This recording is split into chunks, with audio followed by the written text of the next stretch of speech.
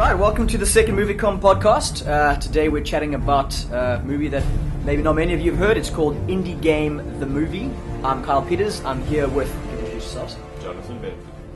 Callan Smith. Grant Hines. Peter Cardle-Gardner.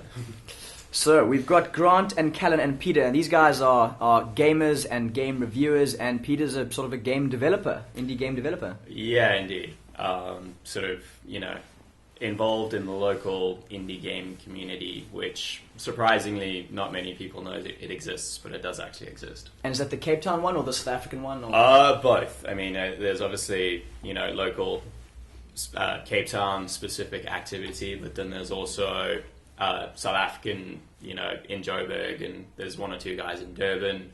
And actually next week it's the formation of a society to kind of represent South African game makers.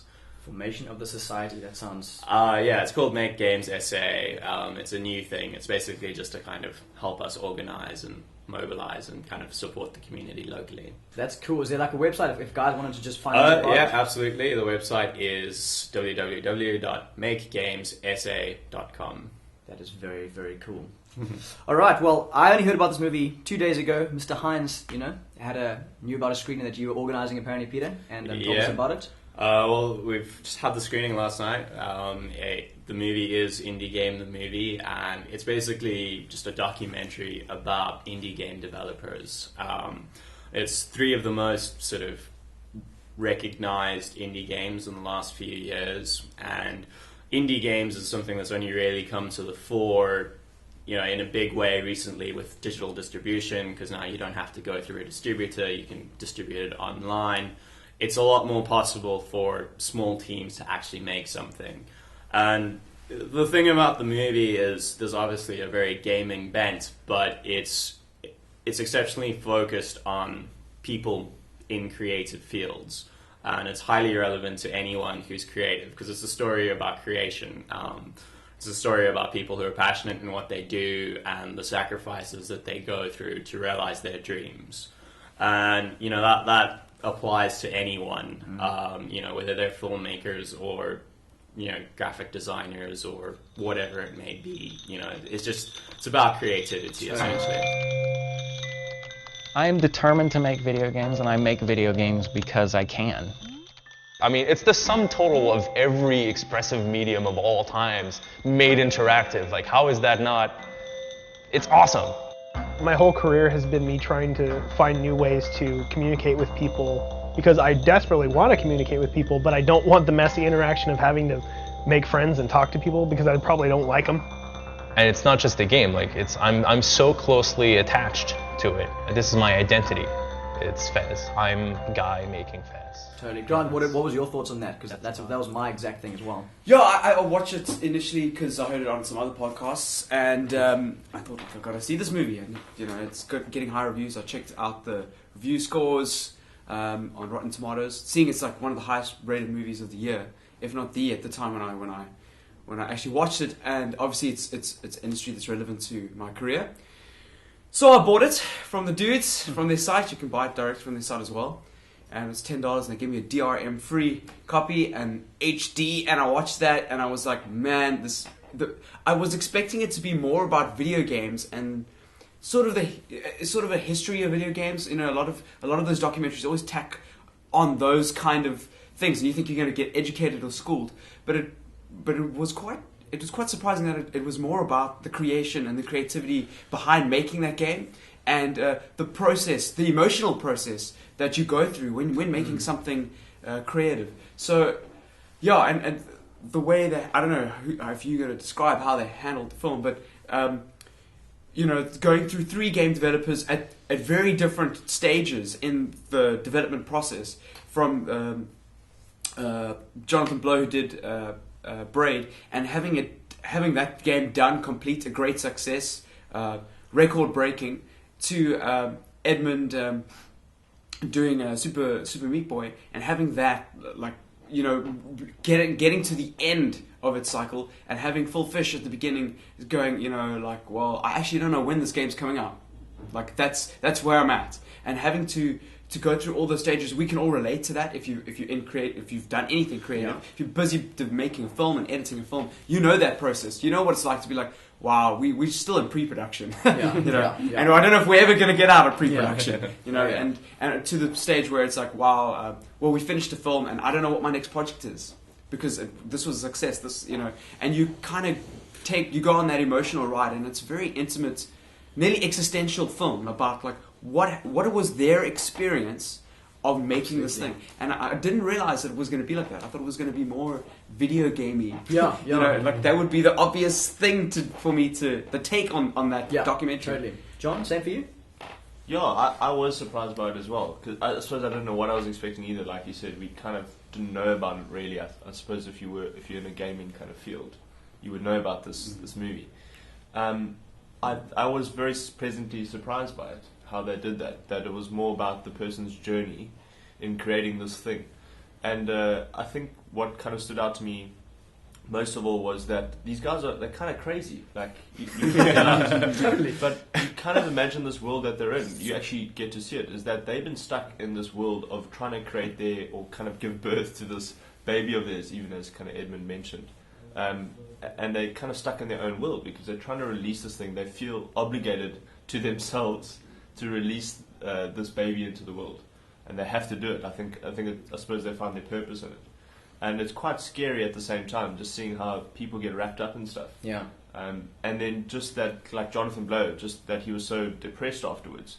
You'd think you've just released this amazing game, successful on the scoring side, successful on the kind of income side, but actually the depression that comes after that. Yeah, what really got me was the fact that the scores never really came into the factoring, like a little bit for the Super Meat Boy team, but when it came to everyone else, they didn't really care. Yeah. They really didn't really care what the scores were. The game was more about communicating something else, and it was more about the human interaction that product, showing somebody and seeing that smile on their face, other than going through, I would think, going to IGN and seeing your game up in highlights, with spotlights on it, going, 10 out of 10, Braid, highest rated indie game ever. I would be like, I don't care if people missed out or I think that I wouldn't care, but that was a trend through all of them. Just going, well, actually, the biggest deal was I actually don't care about the reviews.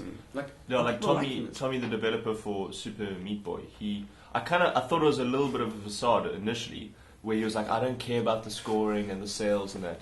But then you realize what he actually said in the beginning was that this is how he communicates. Like, he has chosen to express himself through games. He's making the game to express himself. And I didn't understand that until the end. And I realized, actually, no, he's not putting on a facade. He doesn't care, because this is him just communicating with people. And he wants to see the reaction that people have when they experience what he's created.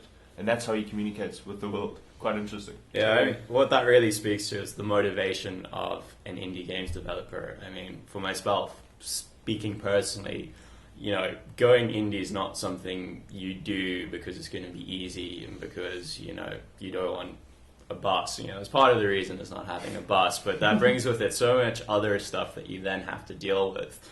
And I think really the motivation for going indie is to follow your own vision. And that really is a core motivation of being indie and, dealing with the financial risk of not having money and dealing with, not being able to rock up 9 to 5 and just go to work, is that you have this passion and the only way you can let it out is to actually create your own game. And, absolutely, I relate to that where, Tommy didn't care at all about the reviews because that was him in the game. He just wanted people to experience him. And, for someone who really does have difficulty relating to other people, that seeing your creation out in the world and seeing people interact with it, that's just the most rewarding thing possible. Seeing this thing that you created, this baby that you gave birth to, and just having someone react to it with delight and wonder and knowing that you created something that made their lives richer, that's just the most intoxicating feeling ever. and that's what really makes it worthwhile at the end of the day. I think that's the disappointment we saw with Jonathan Blow when Brain was released. It became a thing of, cool, graphics this rating, gameplay this rating, and people just began to make comments about it, kind of on a superficial level as far as he was concerned. And I think that was part of the disappointment, is that he ultimately said that a lot of people didn't get it. Yeah, the effect that he wanted to make wasn't coming through. It was affecting people positively, but it's as if everyone just misinterpreted him. Like he gave a speech, Barack Obama style, and no one got what he was saying. They loved it, but they didn't get what he was saying. Yeah, it's like, you guys don't... I kind of like it for that, but not the main reason That's not why. what I was doing it for. But yeah. Callan, what are your thoughts? It's like a gamer... I loved it, actually. I related to the movie in a different way than I thought I would. Because, yes, I love games, I love reviewing them, I love playing games with friends, but I'm also a writer, and I can have a blank canvas or like a blank piece of paper, and I can write something, and at the end of that process there's something that I've created. But how I related to them is the process of creating, because yes, you can write anything, but you don't want it to be shoddy or poor. You want it to be good. And I could see almost like the torment that they were in that they didn't want it to be a bad game. They wanted people to like it, and it became obsessive to them. And I could relate to that, because if I write something, I don't want people to say, "Oh, it's just like, what are you doing? Like, this is lazy," or because it's sloppy. a personal reflection on you. Exactly. But it makes you very vulnerable. And you could see that in the interviews, they were like my entire identity is based on this game, which it might be a bit intense, but my entire identity is in this article that I'm writing for GQ. Yeah, the guy said, if this game doesn't come out or whatever, he's like, I'll probably kill myself. And he was very genuine, it seemed, you know what I mean? Which is quite hectic. Yeah, like Phil Fish said, like his whole life is the game. Please don't do that, Peter. Don't kill yourself. I have no intentions to kill myself. Yeah. If your game's average, just chill. So I'm not saying like I'm going to take 4 years, because Fez is, has Fez been released? Yeah, Fez has actually been released, and thankfully for him it was actually a success. Yeah. So, So I'm not saying I'm going to take 4 years to write an article, because that would be ludicrous, but I can relate to that creative process that they were going through. And the second point is, I like the fact that there's a movie on indie games now, because to me it's like a renaissance. Like, it's almost like there has been this mainstream movement of like big Call of Duty-esque games where it's like, bigger, better. But like, is it really Bigger the better, the better. is it really is it really like, are the creative juices flowing in those games? Because you'll see like There's blood.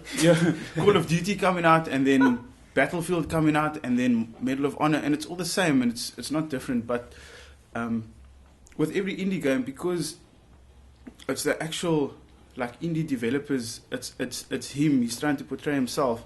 I find that they are unique, like in that sense, Right. which I like, because it's almost going back to the 80s when there were so many developers around, and they were all bringing out these games, and there was so much choice. Whereas today, like with the mainstream games, you don't get much choice in what you like. You've got like the big franchises, similar to film. I mean, yes, it is.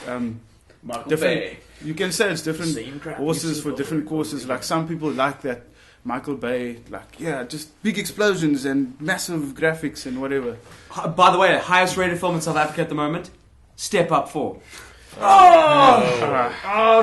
on, South Africa. That's You're what better than this.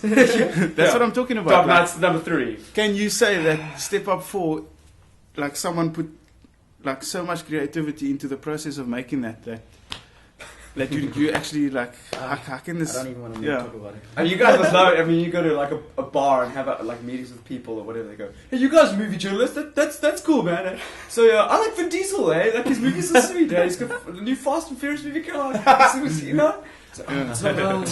Step Up is another level. I think for me, as a Excuse the pun. as like a film watcher, but also sort of, I'm a kind of a part-time independent film guy. Like, I write short films. I've acted in short films. I'm involved in making stuff. And for me, the whole thing was I was watching this thing, and as you guys are saying, the subject matter is like gaming guys, but the whole journey of the movie for me was literally I just constantly translated it into film. The whole time I was like, these guys like independent filmmakers, I go through the same thing, they're battling the same thing that independent filmmakers battle, like you've got the whole corporate Hollywood machine driving things, and they're trying to do their own thing, get their little voice out there. And for me, the whole time I was sitting there thinking, I relate to these guys. I'm different from them in the way I do things and what I'm doing, but the heart behind it is like, yes, I'm just like this. It's like you do this thing because you want to do it. You got this little. For me, it's like I got this little story and I want to tell it and I want to get it out there. And this is my little baby.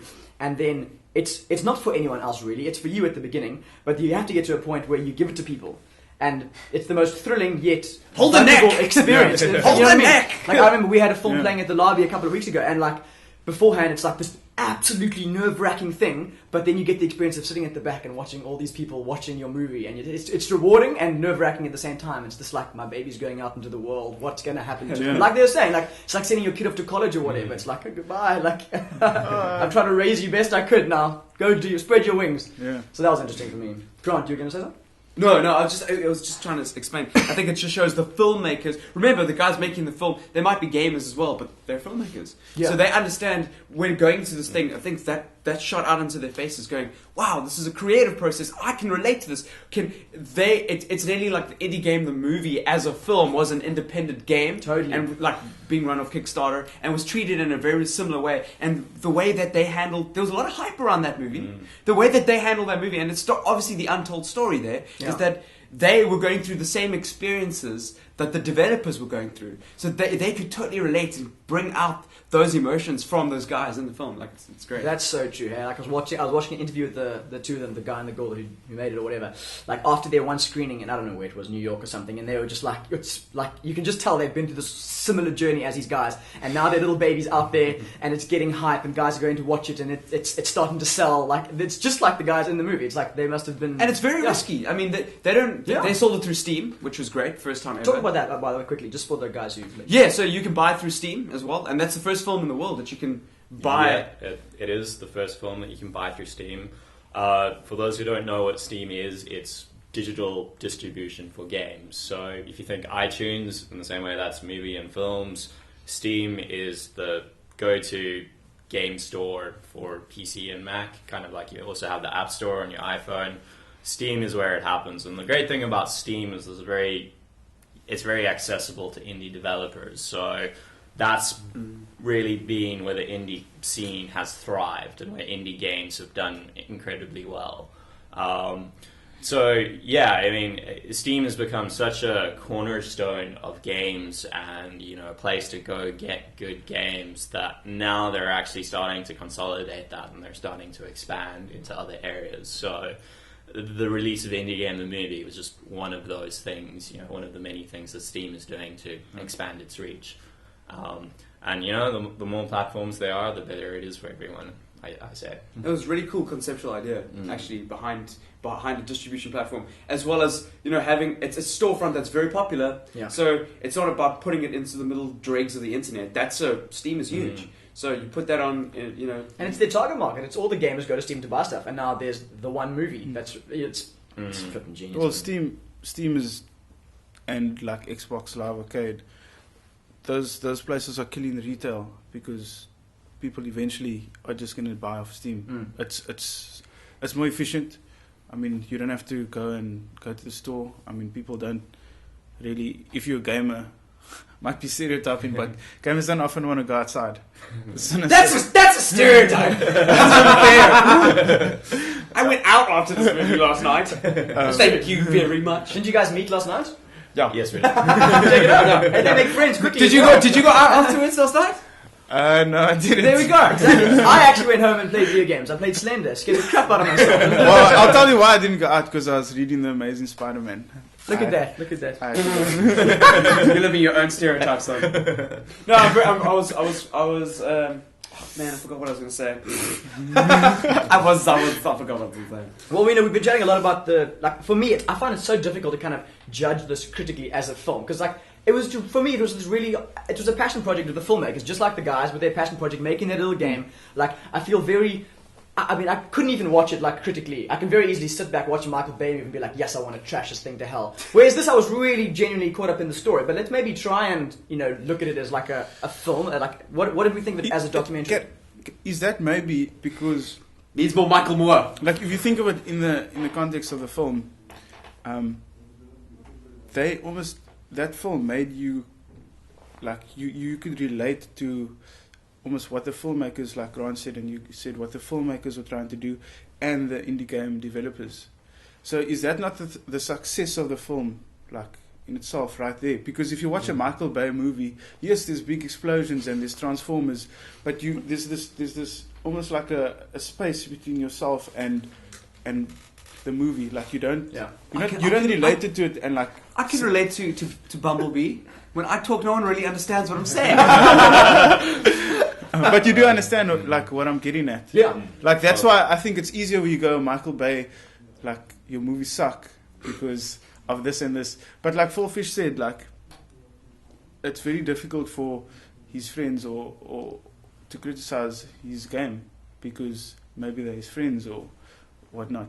But I mean, you can see that he puts a lot of effort into it and he wants it to be good. So is there really like an argument to say, like, look, Phil, your game I don't think sucks. Michael Bay said something to make a bad movie. No, he doesn't, but He's like, yeah. but he my thing with him is he wants to make money. He doesn't want to make like a I think, again, there's a direct parallel between indie films and indie games in this case. And there is actually a moment in the movie where this gets discussed where one of the game makers is, having this astounding moment where his game is scoring higher review critical scores than, a big budget game at that time, which was, in that case, was Fallout. And, he was saying that, like, this is a game I want to buy, and my own game is actually doing better than it. And I think the difference is that in the end user's mind, there's a very clear distinction between a big budget thing that hundreds of people made. They're making it to the perfection standard. Everything should be perfect, and any deviation from that is something you can criticize, and that's... it's very easy to tear down something like that. Yeah. But with an indie game, it's necessarily personal, and you realize that you're critiquing a person more than you're critiquing this like faceless product that is a product of the machine. And that is interesting because indie games, there's a dual standard there where people give indie games more leeway in kind of the production quality. It's not to say you can get away with bad production quality, not at all, but, that reward for having a novel experience and that reward for, doing something different and, just as a gamer, it's a lot more rewarding to me to kind of play a game I've never played before and to enjoy it and have a unique novel experience than it is to... necessarily have the same experience I've had every time. And you're going to be more forgiving for that. For me, it's that you apply that to games. I'm applying it to this movie. For me, it was that. It was like I felt like that you probably articulated for me now. But when I'm watching it, that's why I couldn't feel like I could just tear this thing down because it's not this machine-made thing. I feel like I would be attacking these people if I was to tear it down. I felt like I gave it more leeway. And it was beautiful. It was like this slightly imperfect. It wasn't there was some. Don't get me wrong. There's some beautiful shots and some great little editing things. But it's not like a slick produced Hollywood movie that's just amazing to look at and behold. But you don't care about that. Making it was about, let me take my deepest flaws and vulnerabilities and put them in the game.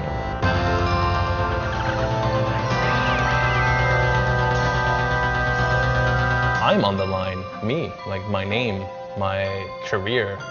If this fails, I don't think I'll work in games again. And they probably would agree with you. They'll probably be like, yeah, we could have done stuff better. Yeah. We could have done this. They're filmmakers, and if they sat down and they would say, that cut wasn't great, or, we could have done this better. But, they're on your side in a sense, but you give them the leeway because the production budget is so low that you can't. They can't make it perfect. Journey was a good example. I don't know if you got to play some of that. I actually played that for the first time 2 days ago. So.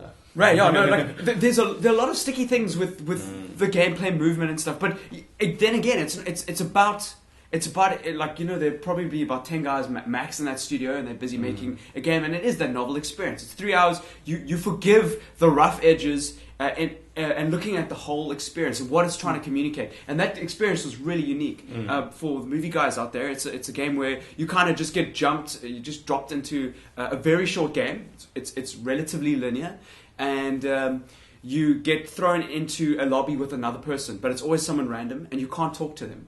So there's two of you in this world, and you're trying to make sense of this universe that makes no sense at all, and get to the end together by solving these very, very not too intense puzzles. But it's really beautiful. The design is really emotive, and the music is quite grand in some ways. And it's when you finish the game, it's actually quite an emotional experience. Yeah, and absolutely, yeah. It's 2.5 hours long or something. It's not a long experience. Yeah. But it feels.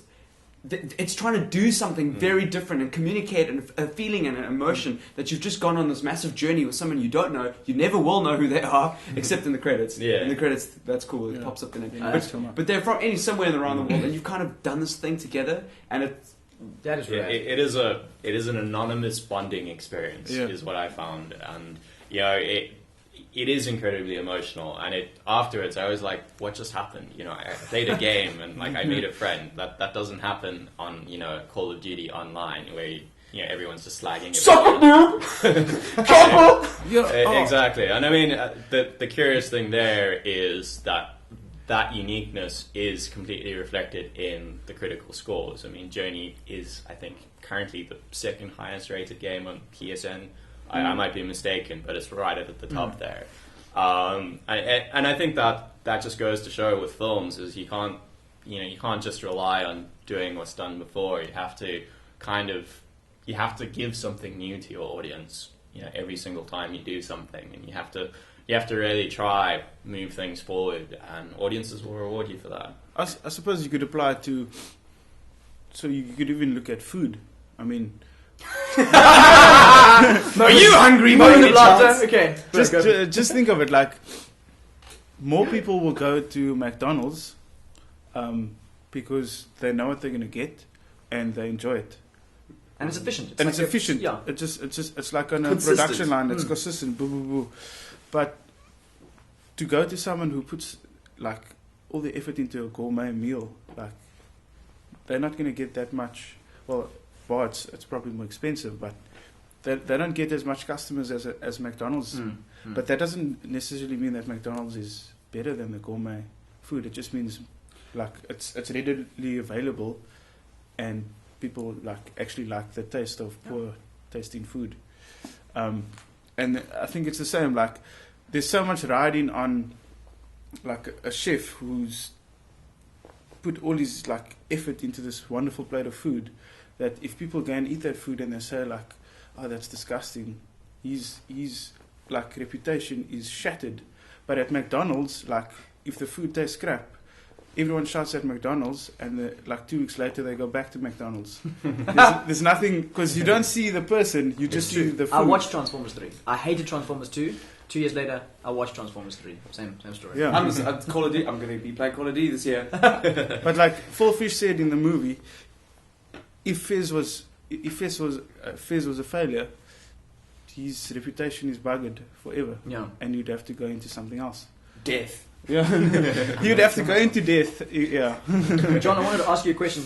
Looking at it as a film, like for me, the strength in films is it always comes back to, is the story cool? Are the characters cool? Do you know what I mean? Like you can have a fantastic, as we say, Michael Bay can blow up what he wants, but if you don't care about his characters, the movie's gonna suck. What did you think, looking at it through that kind of lens? How did you find this movie? Through the story, the characters, the stakes of the movie? Yeah, I think that it's hard to look at a documentary because it's something that's not controlled. Yeah. You were talking about Hollywood movies versus this movie, but actually it's a documentary as well. It's like another level of versus a commercial movie going out. So you're going into an uncontrolled environment. I don't even know if they had when they went into it, I don't even know if they had an overarching story.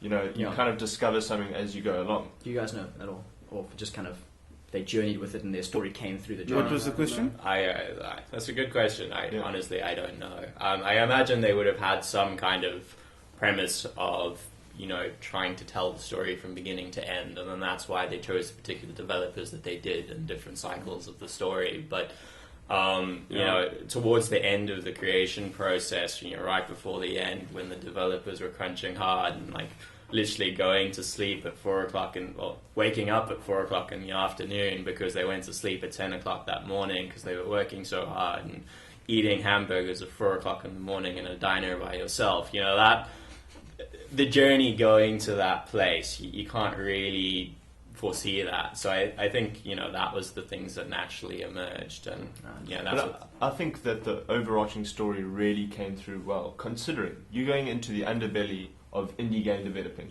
It's quite a niche thing that you're talking about. The underbelly, in the world, and where the triads reign free. And to have a story that doesn't talk necessarily about indie gaming is quite phenomenal, which is impressive from the filmmaker's side, is that they're talking about creating something and offering it up to people and people looking at that thing. They're not necessarily talking about indie gaming, the industry and how it works, and which was very, very strong. That you can talk about a universal thing through such a specific subject matter, which I found amazing that they did that. And I think, considering that it's an uncontrolled environment, they probably had, I don't know how much footage that probably the strongest point of from a technical side was the editing. To edit something like that and to have such a, the way that they went between the 3 different stages, because it's it's Braid, it's Fez, and it's also Super Meat Boy, and those are all at different stages of their development. Well, one was launched already. And to go through those 3 so well and string the story through so well and take you on this journey, until the kind of birthing process happened for the Super Meat Boy. I think what I saw in it was each game was at different stages within the development process, which was something that they portrayed very well. Like Braid came out already. Full Fish was developing Fez for an immense amount of time, and then Super Meat Boy was on the verge of being released. So each game was, here was one game that had passed its release date, one game was still, Full Fish was having immense trouble with the development of Fez, and then Super Meat Boy, like Edmund and I think what was it? Tommy. They were in the process of just touching it up, and you were seeing like their angst in, it's going to be released like tomorrow, I think I'm going to die of nerves or Sorry, just one last point. What I was getting at is the editing. The way that they had juxtaposed the game with the person. So in Fez, they had the one moment where Fez falls or jumps off into the water, and then they cut to him jumping into the pool. And they just strung together the person's personal journey of creating this game with the game, and they kind of joined their 2 lives together very, very well, which made it so much more effective. That this is who I am, and I'm offering this up to the world in my creative way.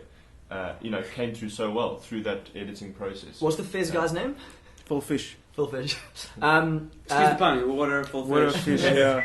There was a part where he was saying I am Fez. I think it was him. He was like, I am Fez, and they had a little shot of the little Fez dude. Then they had this cool shot. I think it was of a part in the game where his little hat, the little Fez guy's hat, comes down. His Fez comes onto his head, and they had to cut to a shot behind him at that expo, whatever it's called, with this little Fez stand, and they basically made it do the same thing, with the dolly. Lots of that kind of stuff was fantastic. And the sound as well was very impressive. I bet you most people didn't notice, but just the little music that they brought into the atmospherics of the game noises. Each developer had their own little soundtrack. It just brought it together so well. And if you watch again, you'll probably appreciate it. Those kinds of things more. How they really layered it up in that way. Bit of insight there. The music for the film was actually done by Jim Guthrie, who is collaborated on a really successful iOS game called Sword and Sorcery, Super Brothers EP, which is a great little experience if you want to get into that. But again, that's just bringing in the indie games in subtle ways and tying it all together with indie game music and just putting you in that world even if you're not familiar with it. I think also, on what you guys were saying, if you look at Edmund, he made that game where this character goes on the ether. He goes on the journey to the planets, and he tries to solve all the Yes. problems. And then each time he solves a problem, the Earth gets smaller, and eventually he gets back to Earth, and he touches it, and it's so small that it just breaks, and then he's floating in space.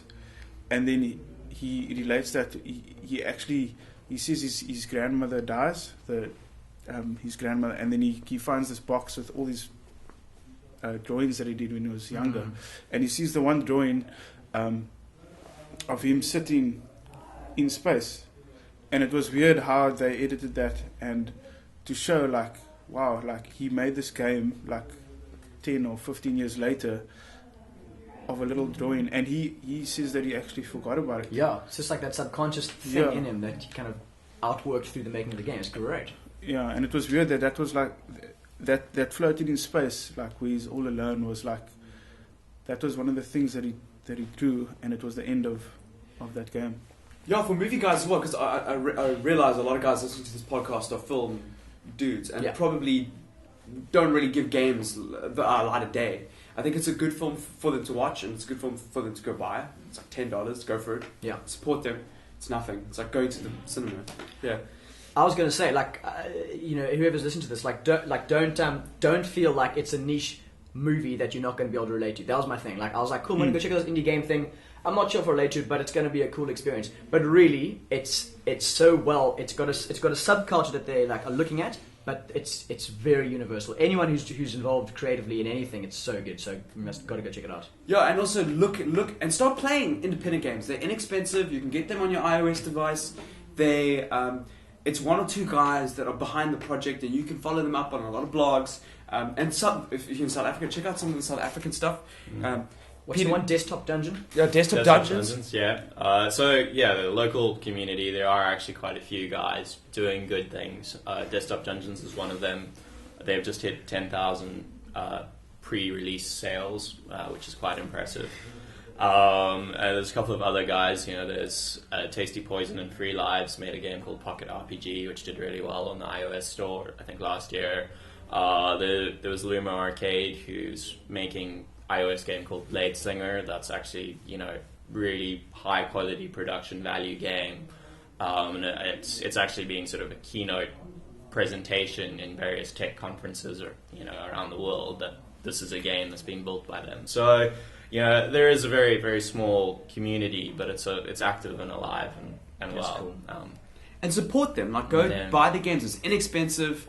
And if you're into film, start seeing the parallels between the two mediums. Start understanding, the plots, and get involved. Like, there are a lot of big filmmakers that are, even though some of them are AAA releases. Hans Zimmer's did Modern Warfare 2 soundtrack. Yeah. And that was a unique challenge to him, because he's often just had to compose for film. And film is static. It's the same thing. Yeah. And you've got more control over that. But how do you make this very interactive this interactive experience? That's the song really composes itself. How does Hans Zimmer do that? He's never had that in his life.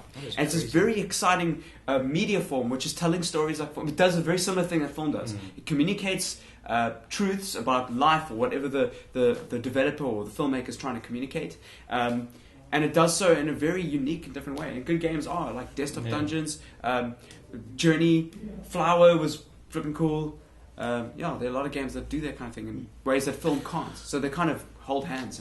Can I ask might be a random, but I think it's quite an important question. Go crazy, go random. What happens when the indie gamers start to be successful and they get more money? Because, like earlier, I was talking about I was talking about the Renaissance in the 80s. Like what we see now with indie the games. Renaissance in the 80s. No. That sounds like a cool film. 1680s. What we see now is like a renaissance of what happened in the 80s, where there were a whole lot of little developers developed games in their garage. Capcom.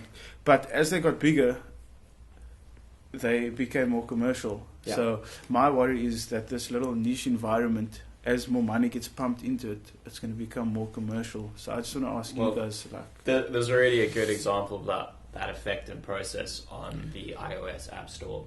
Apple App Store. So initially when the iPhone released, it was absolutely the indie game developers who were rocking out on that platform. And, you know, all the original creative things were by definition indie because none of the big publishers were paying any attention to this platform. You know, it was new, it was unproven, you can't make money on it. So they just ignored it wholesale. But now what's been happening is, you know, games have become successful. And you even have something like Angry Birds, which has become, you know, part of popular culture today. You know, it's transcended just being a game. Yeah. And now what you have is that the big companies are realizing in a very sort of real way that this isn't something they can ignore, and they're starting to pile into it. Not only that, but it's kind of spurned this whole industry of people who've been inspired by App Store's success. So the number of the number of indie developers on the platform has actually expanded exponentially. So what you have now is a problem of saturation. You know, the problem is that there's just too much stuff on the App Store. I mean, there's something ridiculous like closing on 1 million apps on the App Store. So if you release a game, you now have the problem of people just can't find it. And there's so many good games that go onto the App Store and they don't go anywhere. No one ever hears about them and gets buried on page, you know, 3 million of whatever to languish in obscurity. And that's languish in obscurity.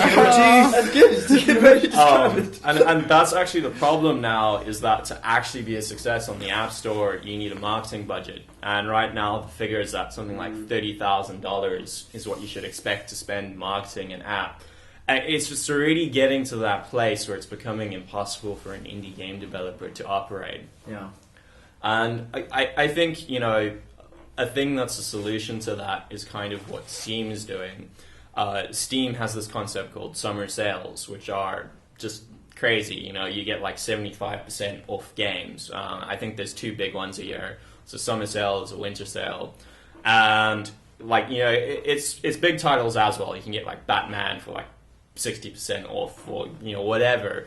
But what they also have is indie bundles. And, you know, I love them because you buy an indie bundle, it's like $15 and you get 10 games you've never heard of before. But because Steam's curated that, they've made sure that they're good games. So if you play 2 games in there and you don't like them, whatever, you know, they cost you like fractions of a cent. It's a lucky packet. Exactly. But, you know, there'll be fantastic games in there. That's actually how I got Super Meat Boy the first time that I got it. It was one of these bundles. Another movement that's starting to take root as well, there's a group of guys putting together what they call humble bundles. And that basically, they go to games developers and they put together this sort of lucky packet of games. And then they say to, you know, us, the buying public, you can pay whatever you want for this. You know, if you want to pay 10 cents for this, go ahead, you do that.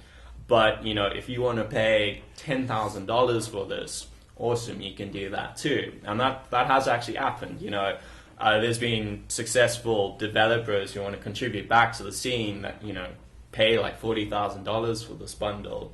And it's these kind of like completely alternative distribution models that are actually doing really well at the moment. Because, you know, as an end user, I don't have the time to take the risk on a bad game. Yes. You know, I want to know that if I buy this game and I spend time playing it, I'm going to have a good experience because I have so much other stuff to do. Yeah. And what's interesting is that it's not just games, you know, it's any kind of digital content. And they've actually just had a humble bundle for music, I think, as well.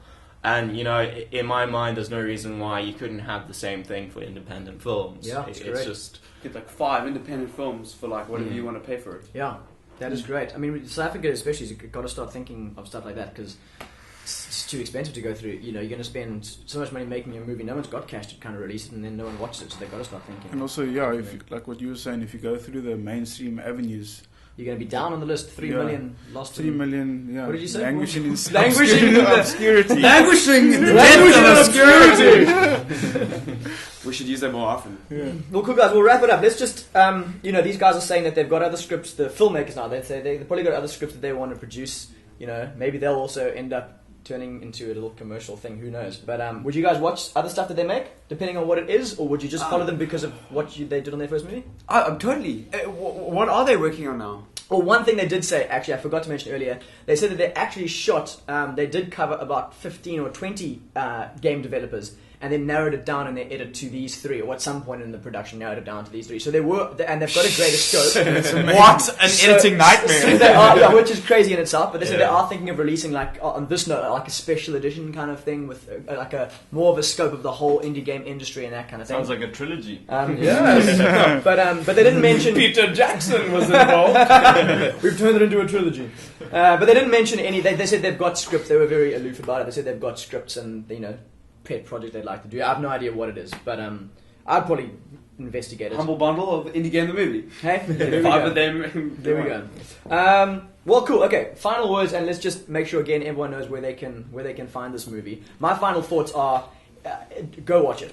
If you're a filmmaker or you're a film watcher, go check it out. Especially if you're interested in filmmaking and your small independent productions, check it out. It's super inspiring. You relate to it, and you will at least get inspired to go for it in some way. You know what I mean? So that's my thoughts. Grant. Definitely. Like, buy it. Go support that. Like, there's. If you want to support the local film, or no, not the local film, the small independent film scene, this is a perfect film to go. It's highly critiqued. It's hitting some big headlines. It's getting a lot of mainstream media attention.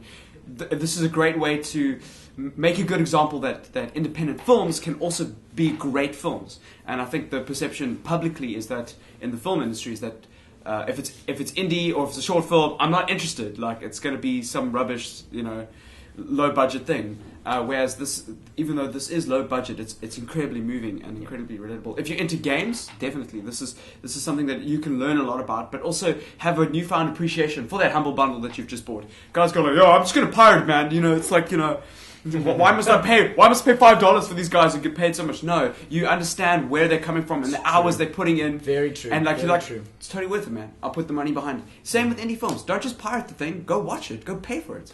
Like, show your respect for those creatives. Because your kids, even if you're not involved, your kids might be involved in it one day. Or your family members. It's an industry that's large enough that people are going to be doing it. And support those friends of yours that are doing that kind of thing. And create that industry for them. Cheers, great. I think for me, I've kind of slowly been thinking about it as we've been talking, and it's really changed the way I see how we consume things. Like we kind of touched on it already, but just how I consume content, whatever it might be, and you can so easily rate it on a kind of superficial level, but it's so much more than that when you see behind the scenes of things. And actually, that already. If you are somebody that creates stuff, you know how much it goes into it, and you can't help but put yourself into things. There's no other way to create something than to put yourself in it. And sometimes, even when you are creating something, I could separate myself from it because it's just what it is. But actually, no, you should put yourself into these things, which will ultimately bring about better content and better creation of whatever you're putting across to the world. So, quite an impacting movie, I think. I think the more you think about it, the more you realize how layered it is and how much there is, is in there. When you kind of see past the kind of quirky characters that are talking, and So I mean, from a filmmaking point of view, it had its flaws. It's a documentary, though. It's very hard to judge a documentary because it's more about the point. It's not about the filmmaking. Yeah. I don't know if you can give it something out of 10. Sure. I felt you. No. Yeah, I'm not that I'd insult it with my whatever out of 10, but I don't know if you can. It's just it is what it is. As you said, I've watched that film like 5 times, and there's just so many layers of human vulnerability, where people put their priorities, how they construct their life, and and like we're all vulnerable and shaky at the end of the day. That's what it comes down to. It's inspiring in some ways, and it's sad in some ways. Like it's hectic how it's very hectic how their life is based on this thing. If it falls, they're gone. Like it's got so many things. Callum? Just kind of what Grant was saying. Support the creative process. I love it when people. I hate it when people just pass off something and say like whatever without actually taking time to think of what has gone into that. Ignorance, in a sense. Like, so these guys are putting a lot of effort into it, and that's something that you need to support because that's good. I mean, we don't want to be robots. You want people to be unique and express. I want to be a robot. Yeah, What kind of thing is that? you should watch a Michael Bay film then. I am a machine. Yeah, if I can be Terminator, I'm down with that. But you know what I'm saying? Like, that's good to me because it's unique. It's not just something that comes out each year and you're like, oh, it's more of the same. It gives you something different. And also, it will be very sad for me, for a lot of these guys that came out with these great games, once they start getting more cash, like start making the same game, because then they're basically just like the big devs. Yeah. Peter, finish this off, dude. Yeah, well, I think if you sort of listen to the course of our conversation, you'll notice how impossible it's been to refer to the main characters in the movie, the main protagonists, other than on a first-name basis. You know, Tommy and Edmund, the guys behind Super Meat Boy, they get the most face time in the movie, and afterwards, every single conversation you have with someone, it's like Tommy and Edmund, man. And it's, you make friends with them, you know, you get to know them, and it's like they feel like your friends now, and you've gone on their journey with them. And I think that speaks to the success of the film, and it connects you with their journey and their story, and yeah, that's what I really take away from it. Great. Well, cool. Thanks for listening, and guys, Peter, it's great to meet you. Thanks for coming Cool. in. Thanks Grant, for having Karen, me. good to have you guys. What are you busy working on? I am currently trying to figure out what I'm busy working on. So, Can we follow you on Twitter? yeah, absolutely. I am on the Funtastic. It's fantastic with a U, so it's all one word. The Funtastic. You'll get everything of mine from there. Fantastic. Sweet. That is... Oh, actually... Fantastic. I didn't even mean that. Sorry, anyway. Didn't even mean that. Gotta love it. I'll end with this quote. This is Brad Bird. I found this on Twitter. Brad Bird, for those of you who don't know, directed The Incredibles and Mission Impossible Ghost Protocol. And he said this: Indie Game, the best of films seen yesterday at Sundance. Obviously it was jamming at Sundance. Well directed and shot. Compelling stories of a world I know little about. Good stuff. And I pretty much agree with him. So we'll end it there. Guys, thanks for coming in. Good stuff. It's good to have Good you. stuff. Good stuff. Fantastic. Fantastic. For more podcasts, visit www.moviecom.co.za. And for more film discussions and news updates, like our Facebook page, www.facebook.com/SAMovicom.